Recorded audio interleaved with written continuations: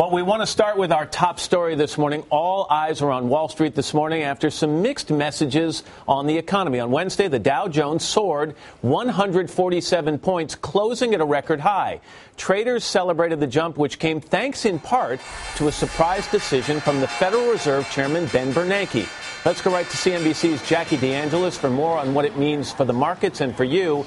Jackie, good morning. This surprised people because for months, the Fed has been saying we may back down on some of the stimulus. Now they're saying no. In fact, Ben Bernanke said we have been over-optimistic. What's the impact? Hey, good morning, Matt. Well, it's a big impact on Wall Street. As you said, the market's surging yesterday on this news. But really on that effect, that bad news is good news for the market. Now, when we look at what Chairman Bernanke has been saying, he's indicated that there may be a pullback before the end of the year. But, of course, the chairman never promised that, and he mentioned that yesterday. Meantime, what he cited in terms of his reasoning for the decision was the tightening of financial conditions and also concern over how pulling back on the stimulus could potentially impact the economy and also employment. He was making a very big point there. The takeaway from Wall Street was that the Fed was concerned about even pulling back the slightest bit here, which really means that we're going to have to focus on data as we go forward, and we're going to be looking for the quality of that data to show that the economy is really improving.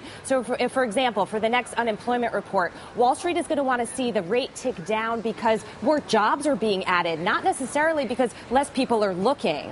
All right, so, Jackie, let's just break this down for the average person out there.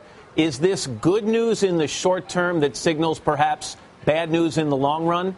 Well, for the short term, it is going to be good news, and you could certainly see that in how the markets reflected yesterday, the big pop that we saw in the Dow. So your 401ks, your mutual funds, they are probably going to rise along with the markets. And also, we're going to probably see interest rates continue to stay low, which is good for businesses in terms of low cost of borrowing, and also good for people who are out there looking to buy homes with their mortgage rates. But in terms of the long term, you're going to be watching the Fed very closely in that market data. There could be more volatility to come, because when the taper does happen, you could see a pullback in the market. Jackie Deangelis of CNBC. Jackie, thank you. Appreciate it.